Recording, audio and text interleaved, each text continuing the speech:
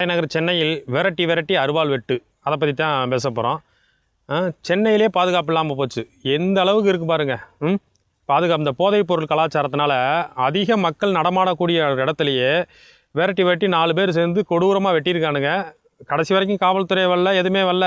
பொதுமக்களாக தன்னிச்சையாக போய் காப்பாற்றி கடைசி நிலைமை உயிருக்கு போராடிக்கணும் பொதுமக்கள் காப்பாற்றி மருத்துவமனையில் சேர்த்துருக்காங்க.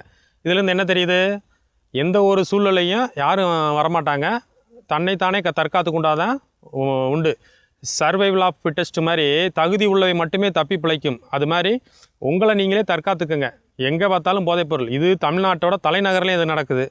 கிராமங்களில் சொல்லவா வேணும்? கிராமத்தில் வீதிக்கு ஒரு சாராய கடை, வீதிக்கு ஒரு கஞ்சா கடை எல்லாமே திறந்துருச்சு. நம்ம அரசை சொல்லிலாம் குத்தம் இல்லை. ஏன்னா அப்படி அரசை தேர்ந்தெடுத்து நீங்கள் தானே.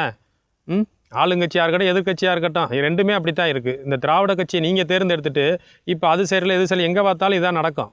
ஏன்னா ஓட்டுக்கு பணம் வாங்கி ஓட்டு போடு வரைக்கும் இந்த சூழல் தான் நடக்கும். எவ்வளோ ஒரு சூழல் பாருங்க. தலைநகரில் சிசிடிவி கேமரா வச்சுருக்கோம், அவ்வளோ ஒரு பாதுகாப்பு இருக்குது அதுன்னு சொன்ன இடத்துலையே விரட்டி வெட்டுறானா மற்ற கிராமங்களில் இன்னும் பாதுகாப்பு இல்லாத இடத்துல என்ன செய்ய முடியும்? இல்லை பெண்களுக்கு பாதுகாப்பு தர்றாங்களா? எப்படி பெண்களுக்கு பாதுகாப்பு கொடுப்பீங்க?